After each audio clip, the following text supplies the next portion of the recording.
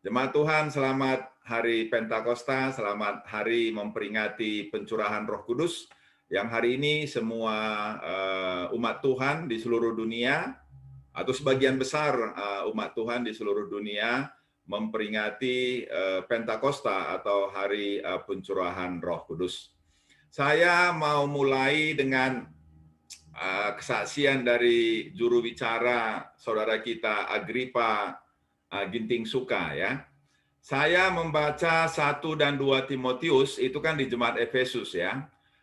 Yang bagaimanakah yang patut dibanggakan di dalam gereja? Apakah yang bisa mengumpulkan banyak atau yang bisa membagikan banyak?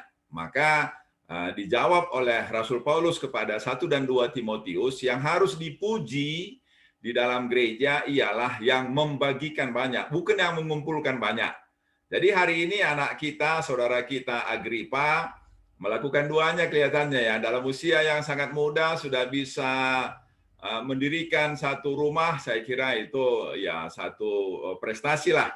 Tetapi prestasi yang tentu secara rohani patut dibanggakan ialah seukurnya, entah pun diajari oleh orang tuanya ya, tapi seukurnya untuk menjamu kita semua jemaat. Saya kira ini lah yang bisa kita banggakan. Inilah tanda bahwa ada buah-buah roh ya, ada pertumbuhan rohani sehingga sampai kemudian terpikir, dan bukan hanya terpikir tapi juga kemudian melakukan dengan menjamu kita pada hari ini. Bila sebelumnya rencana pada sore malam hari, ini dipercepat supaya siang hari kita sudah bisa menikmati jamuan yang sudah disiapkan oleh Agripa dan keluarga. Kita bersyukur dan berterima kasih untuk itu, dan kita doakan supaya ke depan terus semakin sukses dan juga semakin memberkati semua jemaat Tuhan. Saudara-saudara jemaat yang dikasihi oleh Tuhan, saya ingin sedikit bernostalgia. Pada tanggal 5 Mei 1985, itu 31 tahun yang lalu ya, 31 tahun yang lalu, tanggal 5 Mei, itu hari Minggu. Mungkin paginya saya gereja, barangkali ke gereja Pentakosta barangkali waktu itu, atau karismatik ya di Golden ya, saya lupa. Tetapi kemudian sorenya saya tiba-tiba merasa kesepian yang sangat hebat, merasa kegelisahan yang sangat hebat, merasa penyesalan yang sangat hebat karena hidup saya banyak melakukan dosa, banyak melakukan pelanggaran, tidak hormat kepada orang tua, tidak hormat juga kepada orang-orang, suka mengganggu orang-orang lain. Di kampus memang saya punya banyak teman, bukan hanya dari satu jurusan saya saja, tapi jurusan lain juga banyak teman saya, mungkin dari fakultas lain juga adalah 1-2 teman-teman.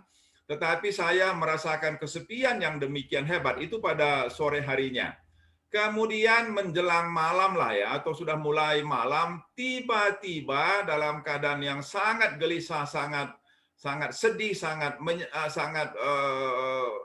tertekan karena banyak dosa dan kejahatan yang saya lakukan. Tiba-tiba malam itu saya merasa ada sesuatu yang masuk ke dalam tubuh saya, masuk ke dalam diri saya, yang tidak tertahankan. Untuk saya segera merespons atau segera mengungkapkanlah, karena kamar saya berdekatan dengan ruang makan dan ruang nonton televisi, dan saya lupa, saya tidak ingat apakah di situ ada ibu saya atau ayah saya. Pokoknya adalah orang di sebelah itu. Dan saya khawatir mereka mendengar, maka kemudian saya ingat saya ambil bantal, kemudian saya tutupkanlah bantal itu ke wajah saya, dan kemudian tanpa saya bisa sadari, tiba-tiba saya mengungkapkanlah semua kesalahan, dosa, kejahatan yang saya lakukan kepada Tuhan, dan kemudian saya mohonkan ampun kepada Tuhan, dan meminta supaya Tuhan berkenan menerima saya, dan berkenan kemudian mengampuni semua dosa saya. Tiba-tiba setelah mungkin sekitar 1 jam setelah saya menangis, mengucapkan permohonan pengampunan, pengakuan dosa kepada Tuhan, tiba-tiba saya merasakan ada sesuatu yang mengisi hati saya, yaitu kelegaan dan ketenangan. Entah dari mana datang, tapi tiba-tiba kok saya merasa ringan, saya merasa sangat tenang, saya merasa sangat bahagia, saya merasa sangat sukacita. Dan itu terjadi pada tanggal 5 Mei 1985, dan bukan hanya satu hari, tapi juga saya ingat tanggal 6-nya, tanggal 7-nya. Mungkin karena begitu banyaknya kesalahan, begitu banyaknya dosa, sehingga harus 3 hari, 3 malam lah ya, 3 malam. Karena selalu peristiwanya pada malam hari, saya mengakukan dosa itu. Dan kalau saya melihat kepada pengalaman John Wesley, ketika dia juga pada suatu hari yang dia sebutkan harinya hari Rabu, dia ke Jalan Aldersgate dalam persekutuan orang-orang Moravian pada waktu itu, dan sebelum dia sampai ke pintu persekutuan orang-orang Moravia itu, dia sudah pendeta Anglikan pada waktu itu. Tiba-tiba dibacakanlah pengantar surat Roma yang ditulis oleh Martin Luther. Dan ketika dibacakan itu, dia menyaksikan tiba-tiba ada damai sejahtera dari atas merasuki hatinya, dan dia merasa semua bebannya, rasa frustrasi, rasa kegagalan karena ketika dia ke Georgia di Amerika, dia ditolak oleh orang Inggris yang ada di sana, ditolak oleh orang Indian yang ada di sana, dia pulang ke Inggris dalam keadaan frustrasi karena tidak berhasil dalam pekerjaannya, dan tentu banyak lagi persoalan-persoalan yang dihadapinya. Tetapi sore itu dia merasa damai sejahtera, dan itulah yang kemudian dia sebut dengan second blessing atau kelahiran kembali. Itu istilah dari John Wesley. Atau sekarang ini kita bisa sebut kemudian saat itulah Roh Kudus dicurahkan atas John Wesley. Dan saya pun kemudian meyakini bahwa pada tanggal 5 Mei 1985 itulah pertama sekali saya mengalami pencurahan Roh Kudus. Saudara-saudara yang dikasihi oleh Tuhan, ini satu pengalaman yang tentu berbeda kita satu dengan yang lainnya. Tapi bagi saya itu selalu mengingatkan saya betapa bahagianya pada hari itu ya. Betapa tenangnya, damai sejahteranya, merasa melayang-layang ya. Tidak ada lagi beban yang menekan kehidupan. Oleh karena itu pada hari ini kita akan bersama-sama merenungkan bagian firman Tuhan dengan tema dipenuhi Roh Kudus. Dipenuhi Roh Kudus. Saudara-saudara yang dikasihi oleh Tuhan, bahwa peristiwa pencurahan Roh Kudus bukan terjadi begitu saja, tetapi memang pola kerja Allah, segala sesuatu direncanakan dan diberitahukan. Ketika Tuhan disalibkan pun 4 kali diberitahukan kepada murid-muridnya dalam selang waktu yang cukup panjang untuk menyiapkan hati mereka agar mereka tahu, menyadari dan menerima bahwa Tuhan tidak akan bisa tidak pergi ke Yerusalem, dan kemudian di sana dia akan disalibkan, mati, tetapi kemudian pada hari yang ketiga dia akan bangkit dari antara orang mati. Maka peristiwa pencurahan Roh Kudus pun sudah disampaikan oleh Tuhan Yesus. Yang pertama saya bacakan dari Yohanes 14 ayat 26. Ini hal-hal menjelang kenaikan Tuhan ke sorga. Maka Tuhan katakan kepada murid-muridnya, tetapi penghibur, yaitu Roh Kudus yang akan diutus oleh Bapa dalam namaku, Dialah yang akan mengajarkan segala sesuatu kepadamu dan akan mengingatkan kamu akan semua yang telah kukatakan kepadamu. Nah, ini yang pertama. Lalu yang kedua dalam kisah para rasul pasal 1 ayat 8, firman Tuhan juga katakan, tetapi kamu akan menerima kuasa kalau Roh Kudus turun ke atas kamu, dan kamu akan menjadi saksiku di Yerusalem, dan di seluruh Yudea dan Samaria dan sampai ke ujung bumi. Itu yang sudah dijanjikan 10 hari sebelumnya ketika Tuhan naik ke surga, dan kemudian tepat pada hari yang ke-10 Tuhan menggenapi janjinya mencurahkan Roh Kudus itu kepada murid-murid. Dan saya akan membacakan peristiwanya dari Kisah Para Rasul pasal 2 ayat 1 sampai dengan 17. Demikianlah firman Tuhan. Ketika tiba hari Pentakosta, semua orang percaya berkumpul di satu tempat. Tiba-tiba turunlah dari langit suatu bunyi seperti tiupan angin keras yang memenuhi seluruh rumah di mana mereka duduk. Dan tampaklah kepada mereka lidah-lidah seperti nyala api yang bertebaran dan hinggap pada mereka masing-masing. Maka penuhlah mereka dengan Roh Kudus. Lalu mereka mulai berkata-kata dalam bahasa-bahasa lain seperti yang diberikan oleh Roh itu kepada mereka untuk mengatakannya. Waktu itu di Yerusalem diam orang-orang Yahudi yang saleh dari segala bangsa di bawah kolong langit. Ketika turun bunyi itu berkerumunlah orang banyak. Mereka bingung karena mereka masing-masing mendengar rasul-rasul itu berkata-kata dalam bahasa mereka sendiri. Mereka semua tercengang-cengang dan heran lalu berkata, bukankah mereka semua yang berkata-kata itu orang Galilea? Bagaimana mungkin kita masing-masing mendengar mereka berkata-kata dalam bahasa kita sendiri, yaitu bahasa yang kita pakai di negeri asal kita? Kita orang Partia, Media, Elam, penduduk Mesopotamia, Yudea dan Kapadokia, Pontus dan Asia, Frigia dan Pamfilia, Mesir dan daerah-daerah Libya yang berdekatan dengan Kirene, pendatang-pendatang dari Roma. Baik orang Yahudi maupun penganut agama Yahudi, orang Kreta dan orang Arab. Kita mendengar mereka berkata-kata dalam bahasa kita sendiri tentang perbuatan-perbuatan besar yang dilakukan Allah. Mereka semua tercengang-cengang dan sangat termangu-mangu sambil berkata seorang kepada yang lain, apakah artinya ini? Tetapi orang lain menyindir, mereka sedang mabuk oleh anggur manis. Maka bangkitlah Petrus berdiri dengan ke-11 rasul itu dan dengan suara nyaring ia berkata kepada mereka, hai kamu orang Yahudi dan kamu semua yang tinggal di Yerusalem, ketahuilah dan camkanlah perkataanku ini. Orang-orang ini tidak mabuk seperti yang kamu sangka karena hari baru pukul 9. Tetapi itulah yang difirmankan Allah dengan perantaran Nabi Yoel. Aku akan terjadi pada hari-hari terakhir, demikianlah firman Allah, bahwa aku akan mencurahkan rohku ke atas semua manusia. Maka anakmu laki-laki dan perempuan akan bernubuat, dan teruna-terunamu akan mendapat penglihatan-penglihatan, dan orang-orangmu yang tua akan mendapat mimpi.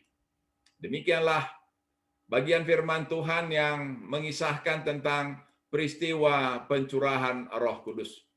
Jemaat yang dikasihi oleh Tuhan, istilah Pentakosta memang bukan istilah gereja awalnya, tapi ini istilah orang Yahudi, karena itu artinya 50 hari setelah peristiwa Paskah.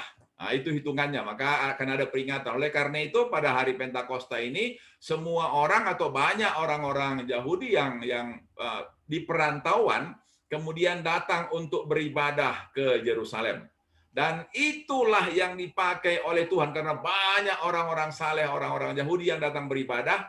Maka dalam peristiwa itulah kemudian Tuhan memberi makna baru kepada Pentakosta, yaitu dengan mencurahkan Roh Kudus kepada murid-murid dan kepada orang-orang yang membuka hati dan percaya kepada Tuhan Yesus. Kita lihat tadi peristiwanya ialah ketika murid-murid itu berkumpul di satu tempat. Ini kita tidak tahu pasti apakah di satu ruangan tertentu, apakah di lantai atas atau di ruangan terbuka. Kelihatannya kemungkinan di ruangan terbuka karena banyak orang kemudian datang melihat mereka dan kemudian mendengar mereka berbicara dalam bahasa yang lain. Tiba-tiba turunlah dari langit. Saudara-saudara, ini ciri khas dari Lukas yang menguraikan segala sesuatu dengan detail, dengan sangat persis, dengan sangat terurai, dengan sangat baik. Disebutkan turunlah dari langit bunyi seperti tiupan angin keras. Nah, kalau bahasa Karo disebut berdeso, ya, berdeso itu artinya kira-kira seperti itulah ya. Angin itu tiba-tiba dengan keras memenuhi tempat itu, memenuhi disebut ini memenuhi seluruh rumah. Berarti ada satu ruangan tertentu lah yang agak luas di mana mereka sedang duduk. Jadi ada angin yang cukup kencang, dengan angin yang kencang dan menimbulkan suara di tempat mereka berkumpul itu. Setelah angin itu datang dalam bentuk tiupan yang sangat keras, maka tampaklah kepada mereka lidah-lidah seperti nyala api. Nah, lidah-lidah seperti nyala api. Barangkali nyala api ini sering disimbolkan dengan Roh Kudus ya. Dan Gereja Metodis Indonesia memakai itu untuk simbol gereja mereka, yaitu seperti obor ya, bukan seperti obor, tapi seperti nyala api lah ya. Kalau kita nyalakan korek, maka akan ada api di atasnya, maka itu bisa disebut seperti lidah api ya. Bertebaran di ruangan itu, dan kemudian menghinggapi mereka masing-masing. Lalu maka pertama datang angin, lalu kemudian datanglah seperti lidah-lidah api, dan kemudian menghinggapi murid-murid itu. Maka kemudian ayat 4 firman Tuhan katakan, maka penuhlah mereka dengan Roh Kudus. Jadi setelah angin datang, lidah api datang menghinggapi mereka, penuhlah mereka dengan Roh Kudus. Lalu respons dari penuhnya mereka dengan Roh Kudus, atau reaksi dari penuhnya mereka dengan Roh Kudus ialah mereka mulai berkata-kata dalam bahasa-bahasa lain. Artinya ialah bukan bahasa mereka, bukan bahasa Ibrani yang mereka pakai, bukan bahasa sehari-hari yang mereka pakai, melainkan bahasa dari banyak bangsa. Karena banyak bangsa yang datang pada waktu itu. Seperti yang diberikan oleh Roh kepada mereka untuk mengatakannya. Jadi saya membayangkan bahwa setiap orang mengucapkan bahasa yang berbeda dengan orang yang di sebelahnya. Sehingga berbagai bahasa yang murid-murid ucapkan sebagai tanda respons atas Roh Kudus yang memenuhi mereka. Maka kemudian dijelaskan oleh Rasul Lukas bahwa pada waktu itu di Yerusalem banyak orang Yahudi saleh dari berbagai penjuru dunia. Maka ketika turun bunyi itu disebutkan berkerumunlah orang banyak. Nah, jadi bisa saja itu di satu ruangan yang agak terbuka, dan kemudian karena mereka mungkin bersuara dengan demikian keras dalam berbagai bahasa, maka datanglah orang-orang yang mungkin sedang berjalan-jalan di sekitar itu karena persiapan ke perayaan Pentakosta. Mereka mendengar suara itu dan mereka merasa mungkin aneh, dan kemudian mereka tertarik, mereka mendekat, dan kemudian mereka tercengang-cengang dan heran. Tercengang-cengang dan heran. Ini artinya bisa disebutkan dengan takjub. Mereka bingung, mereka heran. Mengapa mereka heran? Karena ayat 7 dikatakan, bukankah mereka semua yang berkata-kata itu orang Galilea? Nah, saudara-saudara, barangkali sebagian mereka tahu juga dan kenal juga bahwa orang-orang yang berbahasa seperti bahasa mereka ini adalah orang-orang Galilea. Ketika ini memakai istilah Galilea, ada kemungkinan bahwa istilah Galilea bukan hanya soal lokasi, bukan hanya soal tempat, bukan hanya soal istilah, tetapi ini bisa semacam sindiran bahwa Galilea itu adalah simbol dari kesederhanaan, atau bisa juga disebut Galilea itu adalah simbol ya kurang berpendidikan lah, sehingga mereka bingung bagaimana bisa orang Galilea tahu bahasa asing, atau seperti kita lah, bagaimana seorang di kampung kita yang tidak pernah bersentuhan dengan orang asing bisa bahasa Inggris misalnya. Tetapi itulah yang terjadi. Dan kemudian ayat 8 mereka menjelaskan bagaimana mungkin kita mendengar dari mulut mereka. Mereka memakai bahasa Partia. Nah, itu orang-orang Persia ya. Ini suku-sukunya, ada Partia, ada Media, ada Elam. Ini semua orang-orang Mesopotamia. Lalu mereka bisa bahasa Yudea, bisa bahasa Kapadokia, Pontus dan Asia. Itu orang-orang yang sekarang disebut Turki lah ya. Kemudian ada Frigia dan juga Pamfilia. Nah, ini daerah-daerah Afrika Utara, Mesir. Mesir itu Afrika Utara, Libya Afrika Utara, Kirene juga itu Afrika Utara, daerah-daerah yang banyak para pendatang Roma di situ. Mereka bisa bahasa itu. Saudara-saudara yang dikasihi oleh Tuhan, ini membingungkan mereka. Bagaimana mereka bisa misalnya bahasa orang Kreta, bahasa orang Arab, yang ayat 11 itu ya. Yang mereka katakan ialah tentang perbuatan-perbuatan besar yang dilakukan Allah. Itu yang mereka jelaskan, memuliakan Allah, membesarkan nama Allah, mengagungkan nama Allah dalam bahasa orang-orang yang mendengar itu. Karena itu mereka tercengang-cengang, termangu-mangu, dan kemudian apa artinya semua ini? Saudara-saudara, ini adalah gambaran orang yang megermet ya, gambaran orang yang terbuka. Mujizat ini, keanehan ini, keajaiban ini, apa artinya ya? Apa maknanya? Mereka sedang bertimbang-timbang, kalau ini mujizat dari Allah, mereka akan kemudian membuka hati untuk percaya kepada Allah, untuk menerima ini sebagai sesuatu yang berasal dari Allah.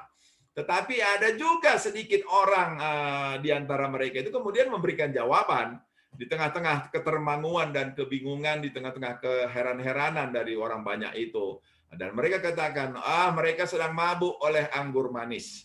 Saya kira ini pernyataan yang apa itu ya, yang nyeleneh, atau pernyataan yang tidak pas ya, atau pernyataan orang yang panik, atau pernyataan orang yang terpojok, atau pernyataan orang yang memang mau menyangkal apapun yang di luar mereka inginkan. Nah, ini kan tabiat orang-orang tertentu ya, yang tidak mau menerima sesuatu yang baru, walaupun sesuatu yang baru itu sangat mengagumkan dan sangat menakjubkan. Dan mereka langsung menolak, lalu kemudian memberikan jawaban yang tidak masuk akal. Bagaimana bisa orang mabuk mengucapkan bahasa-bahasa yang dimengerti oleh orang dari berbagai negeri? Nah, tetapi kemudian bangkitlah Petrus, berdiri dengan ke-11 rasul itu, dan dengan suara nyaring dia berkata, "Hai kamu orang Yahudi dan semua kamu yang tinggal di Yerusalem, ketahuilah dan camkanlah perkataanku ini. Orang ini tidak mabuk." Mengapa? Karena masih pagi, dan pagi bukan waktunya orang mabuk. Mabuk itu biasanya sore atau malam hari. Itu yang dijelaskan oleh Rasul Petrus. Mereka bukan mabuk, melainkan mereka menggenapi apa yang disampaikan dinubuatkan oleh Nabi Yoel. Nabi Yoel mengatakan bahwa pada hari-hari terakhir Tuhan akan mencurahkan roh-Nya ke atas semua manusia. Maka anak-anakmu laki-laki dan perempuan akan bernubuat dan akan mendapat penglihatan-penglihatan, dan orang-orangmu yang tua akan mendapat mimpi. Saudara-saudara yang dikasihi oleh Tuhan, itulah peristiwa pencurahan Roh Kudus, itulah peristiwa Pentakosta.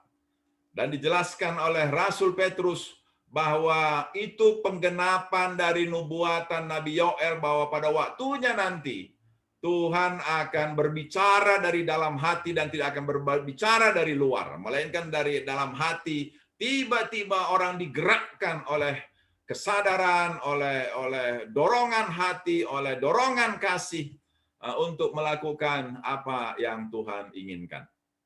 Oleh karena itu, saudara-saudara yang dikasihi oleh Tuhan, sesuai dengan tema kita hari ini, dipenuhi oleh Roh Kudus, maka itu tadi satu peristiwa.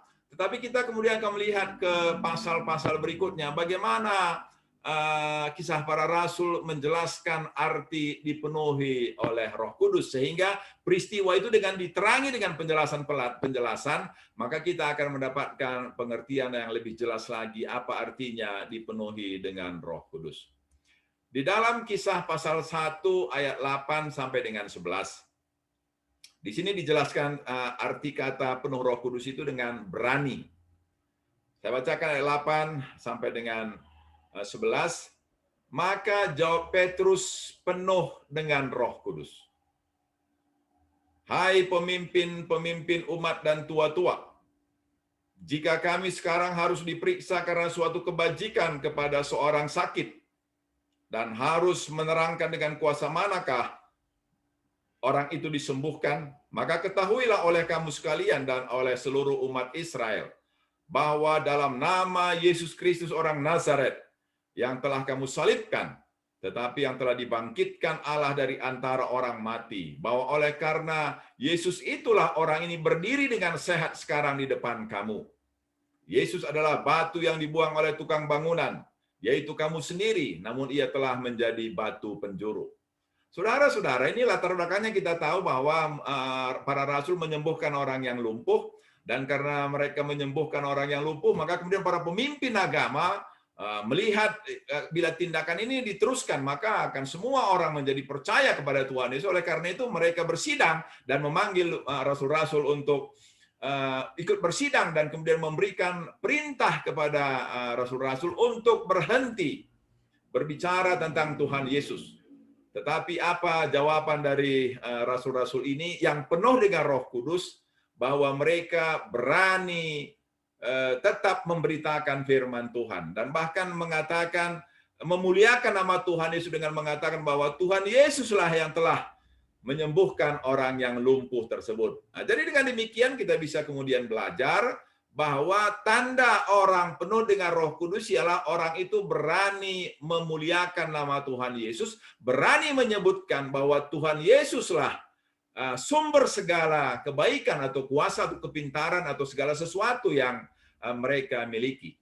Maka itu berarti orang itu sudah penuh dengan Roh Kudus. Kemudian kita lihat ayat yang berikutnya pada pasal 4 ayat 31. Dan ketika mereka sedang berdoa, goyanglah tempat mereka berkumpul itu, dan mereka semua penuh dengan Roh Kudus. Lalu mereka memberitakan firman Allah dengan berani. Jadi saudara-saudara, pada bagian ini dijelaskan bahwa tanda orang penuh dengan Roh Kudus ialah bahwa mereka berani memberitakan firman Allah. Berani memberitakan firman Allah. Apa yang tertulis dalam kitab suci berani disampaikan. Nah, tadi juga kita sudah melihat ketika Nanda Rahel juga sudah menyebutkan satu ayat firman Tuhan untuk melengkapi kesaksian tentang saudara kita. Nah, jadi saya kira ini tanda bahwa Roh Kuduslah yang menggerakkan, yang memimpin, sehingga orang berani untuk menyampaikan firman Tuhan. Apakah dengan menegur, apakah dengan menceritakan kepada orang-orang yang belum percaya bahwa Tuhan Yesuslah Tuhan dan Juru Selamat, atau dalam segala hal kita berani memberitakan firman Tuhan. Lalu yang berikutnya ialah tentang orang-orang yang disebut penuh dengan Roh Kudus. Nah, orang yang pertama ialah Stefanus. Dalam Kisah Para Rasul pasal 6 ayat 5 firman Tuhan katakan, pernyataan itu menyenangkan hati semua orang, dan mereka memilih Stefanus, orang yang penuh dengan iman dan Roh Kudus. Kemudian di pasal 7 ayat 55 dijelaskan, akan tetapi Stefanus yang dipenuhi Roh Kudus menatap ke langit dan melihat kemuliaan Allah, dan Yesus berdiri di sebelah kanan Allah. Maka dari dua ayat ini, mengapa Stefanus dipilih menjadi pelayan meja? Karena orang melihat dia orang yang penuh dengan Roh Kudus. Ya, artinya orang yang baik, orang yang rajin, orang yang taat beribadah, orang yang berani memberitakan firman, dan kemudian juga siap mati untuk nama Tuhan Yesus. Lalu kemudian disebutkan tentang Barnabas. Barnabas orang yang penuh dengan Roh Kudus. Kalau di sini penuh dengan Roh Kudus diidentikan dengan orang baik. Saya bacakan Kisah Rasul 11 ayat 24. Karena Barnabas adalah orang baik, penuh dengan Roh Kudus dan iman. Sejumlah orang dibawa kepada Tuhan. Jadi dalam konteks Kisah Rasul pasal 11 ayat 24 tentang Barnabas ini, maka penuh Roh Kudus itu, penuh iman itu disejajarkan dengan orang yang baik. Kita tahu bahwa Barnabas ya memang orang yang baik. Apa kebaikannya? Satu, dia berani menjual sebagian hartanya, diserahkan ke kaki rasul-rasul untuk dibagikan kepada orang-orang miskin. Jadi artinya ialah kalau orang rela berani membagikan miliknya kepada orang yang membutuhkan, maka kita kemudian bisa mengatakan orang itu mempunyai tanda dipenuhi oleh Roh Kudus. Lalu yang kedua, Barnabas itu ialah orang yang bisa merangkai, menyelesaikan perselisihan atau menerima orang yang barangkali ditolak di mana-mana. Ketika Rasul Paulus ditolak di mana-mana, maka Barnabas lah orang yang pertama kemudian menerima Rasul Paulus. Dia bisa melihat ada sesuatu yang baik pada orang yang ditolak oleh banyak orang. Nah, oleh karena itu ini pun saya kira tanda orang yang penuh dengan Roh Kudus. Bagaimana kemudian memberi kesempatan kepada orang yang barangkali sudah berulang kali melakukan kesalahan, dan bagi orang yang ditolak di mana-mana, tetapi kemudian ada yang bisa menerimanya. Saya kira itu karena digerakkan oleh Roh Kudus. Kemudian yang ketiga ialah tentang Rasul Paulus. Rasul Paulus juga disebut penuh dengan Roh Kudus. Ya, saya bacakan ayat pasal 9 ayat 17 dari Kisah Para Rasul. Firman Tuhan katakan, lalu pergilah Ananias ke situ dan masuk ke rumah itu. Ia menumpangkan tangannya ke atas Saulus. Katanya, Saulus, saudaraku, Tuhan Yesus yang telah menampakkan diri kepadamu di jalan yang engkau lalui, telah menyuruh aku kepadamu supaya engkau dapat melihat lagi dan penuh dengan Roh Kudus. Nah, dicurahkan Roh Kudus kepada Rasul Paulus. Maka kemudian di pasal 13 ayat 9 firman Tuhan katakan, tetapi Saulus juga disebut Paulus yang penuh dengan Roh Kudus menatap dia. Nah, jadi ketika menatap dia ini disebutkan dia sedang melawan orang Sergius itu ya, yang apa namanya, seorang antek-antek lah ya, penguasa yang selalu memakai kuasa-kuasa kegelapan. Lalu kemudian dia ingin memperalat Rasul Paulus juga, tapi Rasul Paulus bisa menatap dia dengan penuh kuasa Roh Kudus, mengalahkan orang yang penuh dengan kuasa kegelapan. Jadi tanda orang yang penuh dengan Roh Kudus ialah bahwa kita bisa mengalahkan orang yang punya kuasa kegelapan, karena Roh Kudus itu dikatakan lebih besar daripada segala kuasa yang ada di dunia ini. Lalu yang berikutnya, jemaat yang dikasihi oleh Tuhan, penuh Roh Kudus itu juga dijelaskan ialah dalam bentuk adanya sukacita. Nah, di dalam Kisah Rasul pasal 13 ayat 52, dan murid-murid di Antioquia penuh dengan sukacita dan dengan Roh Kudus.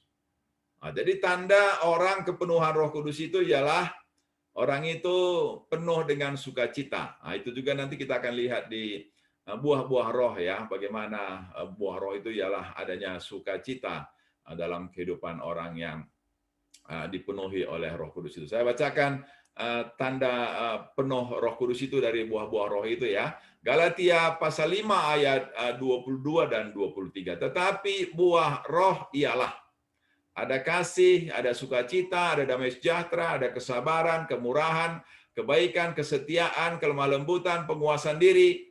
Tidak ada hukum yang menentang itu. Jadi inilah tanda kita dipenuhi oleh Roh Kudus, atau ketika Roh Kudus itu menghasilkan buah di dalam kehidupan kita. Kita dipimpin oleh Roh Kudus, kita dikendalikan oleh Roh Kudus. Sehingga ada buah-buah roh yang kelihatan, ada kasih, sukacita, damai sejahtera, kesabaran, kemurahan, kebaikan, kesetiaan, kelemah lembutan, dan penguasaan diri. Saudara-saudara, dalam perjalanan kehidupan semua kita saya kira harus mengakui dan harus menyadari banyak hal yang tidak bisa kita mengerti, banyak hal yang barangkali tidak seperti yang kita harapkan, banyak hal yang barangkali bertentangan dengan harapan kita dan keinginan kita, tetapi dalam hal itulah kita dipimpin oleh Roh Kudus untuk bisa tetap damai sejahtera, tetap bisa menguasai diri kita. Oleh karena itu, nasihat Rasul Paulus kepada jemaat Galatia ialah, jikalau kita hidup oleh roh, atau bisa juga disebutkan jikalau kita sudah dipenuhi oleh Roh Kudus, baiklah hidup kita juga dipimpin oleh roh. Baiklah hidup kita juga dipimpin oleh roh. Inilah nasihat firman Tuhan kepada kita pada hari Pentakosta ini. Karena kita sudah dipenuhi oleh Roh Kudus, ya entah peristiwanya bisa seperti yang saya alami, atau juga dalam banyak bentuk. Ya, kalau kita membaca pengalaman dari murid-murid, akan tentu tidak sama semua. Dan juga dalam sejarah gereja, orang-orang yang dipanggil oleh Tuhan juga dengan beragam-ragam yang berbeda. Seperti misalnya, ada seorang pemimpin gereja yang terkenal, Augustinus. Dia dipenuhi Roh Kudus ketika ada seorang anak kecil yang membagi traktat. Dia baca traktat itu, dan isinya satu ayat dari Roma 13, ayat 13, janganlah selalu hidup dalam pemuasan diri, dalam foya-foya, dan tiba dia merasa hatinya, hidupnya dipenuhi dengan Roh Kudus. Karena dia sedang sangat galau pada waktu itu. Mengapa dia galau? Dia sudah menjadi orang yang terkenal pada usia yang sangat muda, pada usia 32 tahun, sudah menjadi wakil gubernur di Milan, Italia Utara, sudah punya banyak kekayaan, sudah punya banyak perempuan juga yang bisa dia temani, tetapi ketika dia mendapatkan semuanya, dia kehilangan sesuatu, yaitu kebahagiaan dan damai sejahtera. Nah, ketika itu sebelumnya dia membaca satu buku The Vita of Anthony, ya, yang ditulis oleh Uskup Alexandria Athanasius. Di dalam buku itu dia membaca riwayat hidup Bapak Antonius yang menjual semua harta benda warisan karena dia orang Koptik, ya, orang Mesir, ya, di Afrika Utara itu. Dia jual semua warisan dari orang tuanya, dia bagi-bagikan kepada orang miskin, dan dia kemudian hidup menjadi pertapa Kristen. Tapi dia kehilangan segala sesuatu yang ada di dunia ini, tapi dia mendapatkan kebahagiaan. Sedangkan Agustinus mendapatkan segala sesuatu yang ada di dunia ini, tapi dia kehilangan kebahagiaan. Oleh karena itulah, ketika kemudian anak kecil itu membagikan traktat itu, yang berisi Roma 13 ayat 13 itu, dia kemudian bertobat dan dipenuhi oleh Roh Kudus. Dan kemudian sepanjang hidupnya dia memberi dirinya dipimpin oleh Roh. Dan kemudian Rasul Paulus katakan dalam 2 Timotius 4 ayat 8 itu bahwa dia sudah mengakhiri pertandingan dengan baik. Dia sudah memelihara iman. Artinya ialah dia terus dipimpin oleh Roh di sepanjang kehidupannya. Saudara-saudara yang dikasihi oleh Tuhan, persoalan kita barangkali ialah bukan soal apakah kita sudah dipenuhi oleh Roh Kudus, sudah pernah dipenuhi oleh Roh Kudus, melainkan ialah apakah kita masih dipimpin oleh Roh Kudus sampai dengan hari ini? Saya kira itu persoalannya. Atau kita sudah membiarkan kita yang memimpin diri kita, dan tidak lagi membiarkan Roh Kudus yang memimpin kita. Dan bila itu yang terjadi, maka hari ini firman Tuhan mengingatkan kita, berilah dirimu dipimpin oleh Roh Kudus. Dalam segala hal jangan biarkan pikiranmu yang memimpin hidupmu, tetapi biarkanlah Roh Kudus yang memimpin hidupmu. Apa maunya Roh Kudus, itulah yang harus diikutkan. Karena bila kita mengikuti apa yang Roh Kudus kehendaki, maka kita akan memperoleh damai sejahtera di dalam kehidupan kita. Tetapi kalau kita menyangkal Roh Kudus, maka seperti kata Agustinus tadi, kita tidak akan memperoleh damai sejahtera di dalam kehidupan kita. Walaupun barangkali punya banyak rumah, punya jabatan, punya banyak uang dan segala macam, tapi apa artinya? Bukankah semua itu hanya alat untuk mendatangkan kebahagiaan pada kita? Tetapi kalau semua yang kita dapatkan itu kita terima tanpa dipimpin oleh Roh Kudus, maka kita akan kehausan di tengah-tengah samudra air, kita akan kesepian di tengah-tengah keramaian orang, kita akan merasa miskin di tengah-tengah berlimpah harta yang ada pada kita. Karena bukan di situ terletak damai sejahtera itu, melainkan pada saat kita mau dipimpin oleh Roh Kudus, maka disitulah kita akan memperoleh damai sejahtera. Kiranya firman Tuhan ini menolong kita, mengingatkan kita, supaya kita membuka diri kita untuk dipenuhi oleh Roh Kudus. Amin.